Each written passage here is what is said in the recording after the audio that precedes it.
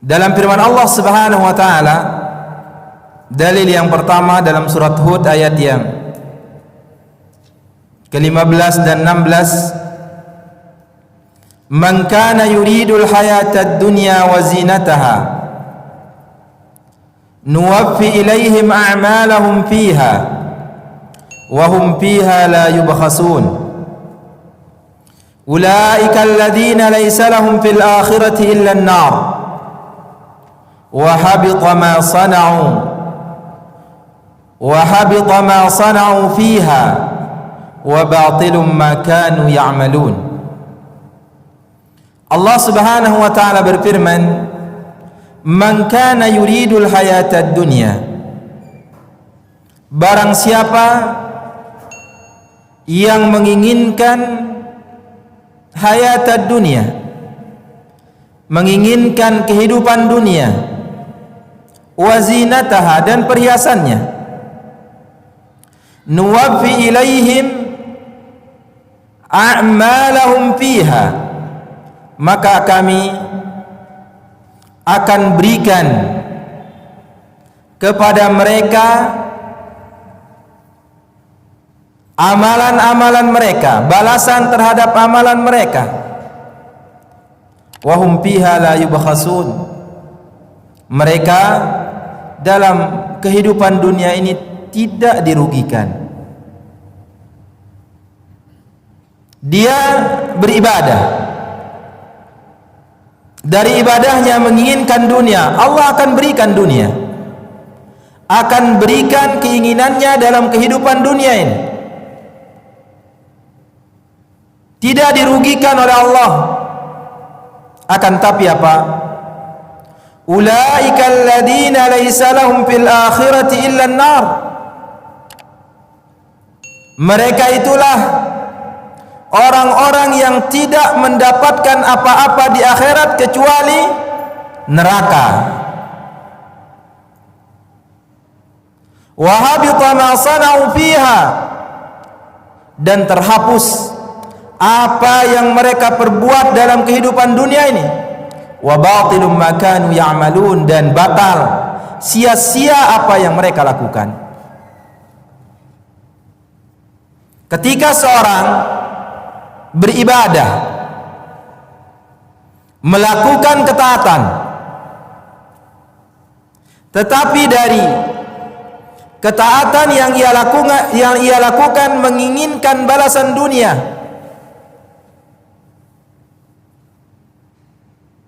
tidak menginginkan akhirat, murni ingin dunia, maka Allah akan berikan keinginannya. Tapi ingat, tidak ada baginya apa-apa di akhirat kelak kecuali neraka. Amal yang ia lakukan yang bukan karena Allah, semuanya sia-sia. Di dalam Sahih Bukhari, dalil yang kedua, dari sahabat Abu Hurairah radhiyallahu anhu, Rasulullah sallallahu alaihi wasallam bersabda, "Ta'isa abdud dinar." Celaka hamba dinar. Dinar adalah uang emas. Ta'isa abdud dirham. Celaka hamba dirham. Ini juga uang, adalah uang perak. Ta'isa abdul khamisah. Ta'isa abdul khamilah. Celaka hamba pakaian. Khamisah, khamilah, itu pakaian. In utiya radiya.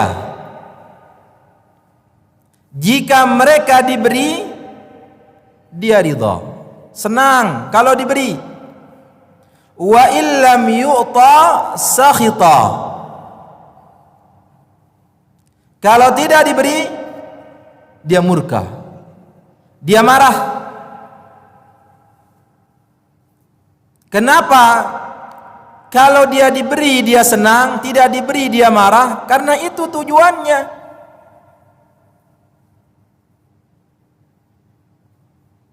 Tujuannya dia beribadah adalah dunia.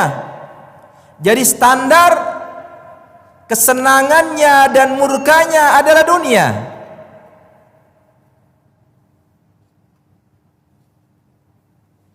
Mungkin ada dari kita yang misalnya melakukan silaturahmi kepada keluarganya, menyambung silaturahmi dengan keluarganya. Tujuan kedatangannya bukan karena Allah, bukan ingin menyambung tali silaturahmi, tapi murni keinginannya mendatangi keluarganya, saudaranya, menginginkan dunia darinya. Sehingga ia ketika mungkin jauh-jauh datang dari satu daerah ke daerah lain ingin menemui keluarganya, ingin menyambung tali silaturahmi yang sudah terputus. Kemudian ketika ia datang, kemudian tidak diberi apa-apa, dia marah. Kalau dia dikasih, dia senang. Oh, keluarga saya yang ini hebat. Kalau kita silaturahmi kepadanya, dia akan memberikan kita banyak hal, memberikan kita uang, senang kita mendatangi dia. Kalau yang satu ini tidak, malas kita mendatangi dia, tidak ada apa-apa yang diberikan kepada kita. Jadi standar ridha dan murkanya adalah dunia. Maka orang-orang seperti ini, jika mereka diberi dia ridha, jika tidak diberi mereka murka, ta'isa wan takas, maka orang-orang seperti ini celaka dan merugi.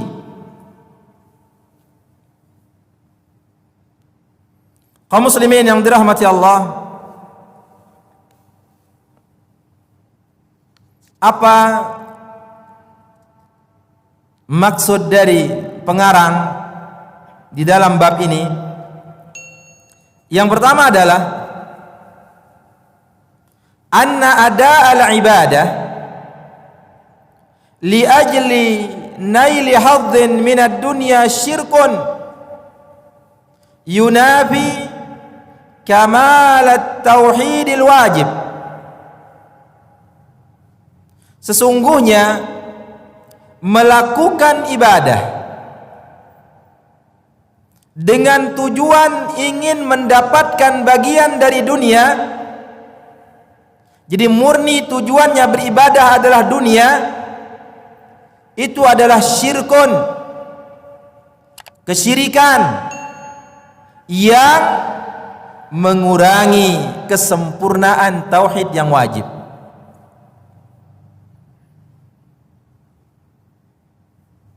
Yang kedua, annal wajib 'ala al-insan an yukhlisa a'malahu lillah, bahwasanya wajib bagi setiap manusia untuk mengikhlaskan amalan-amalannya karena Allah. Ibadah-ibadah yang ia lakukan harus ikhlas. Wala yukhallitu dzalika bi syai'in min umuri dunya. Jangan ia campur ibadahnya dengan sesuatu dari perkara-perkara dunia. Kenapa? Wa dzalika li anna al-ibadata innama talabaha Allah. Itu karena ibadah sesungguhnya Allah yang meminta kita melakukannya. Ibadah Allah yang menyuruh kita untuk melakukannya. Bahkan itu sebagai sebuah tujuan kita diciptakan oleh Allah. wa ma khalaqtul jinna wal insa illa liya'budun. Tidaklah aku menciptakan jin dan manusia kecuali untuk beribadah kepadaku. Karena Allah yang memerintahkan kita untuk beribadah, maka wa huwal ladzi yujazi wa yuhasib. Allah juga yang akan memberikan balasan, Allah juga yang akan menghisab.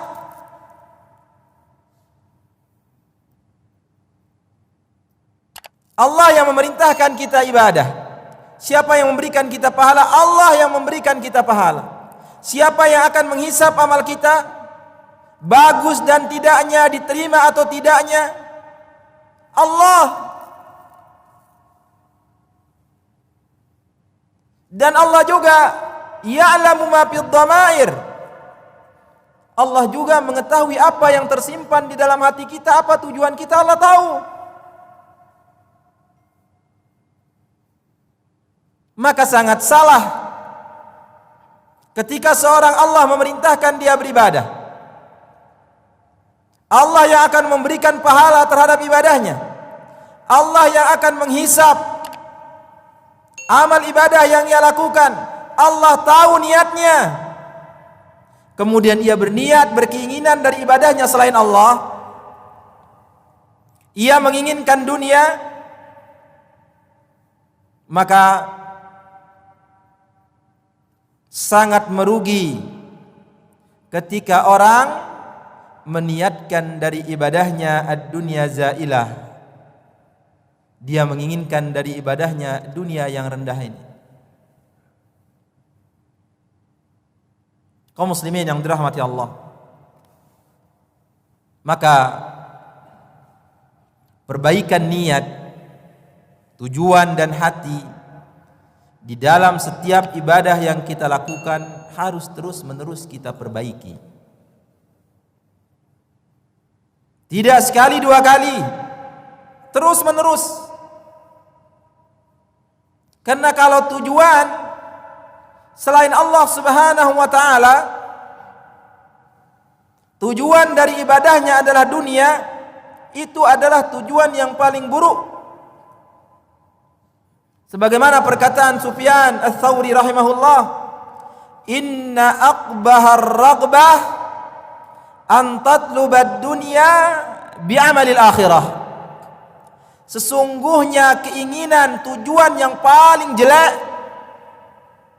engkau mencari dunia dengan amalan akhiratmu.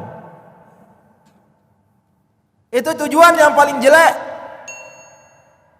Ketika kita beramal, melakukan suatu ibadah, tapi di balik amal kita, di balik ibadah yang kita lakukan, kita menginginkan kehidupan dunia ini. Kita menginginkan perhiasan-perhiasan dunia ini. Maka kaum muslimin yang dirahmati Allah, bagaimana kita katakan tadi, perlunya terus-menerus kita memperbaiki hati.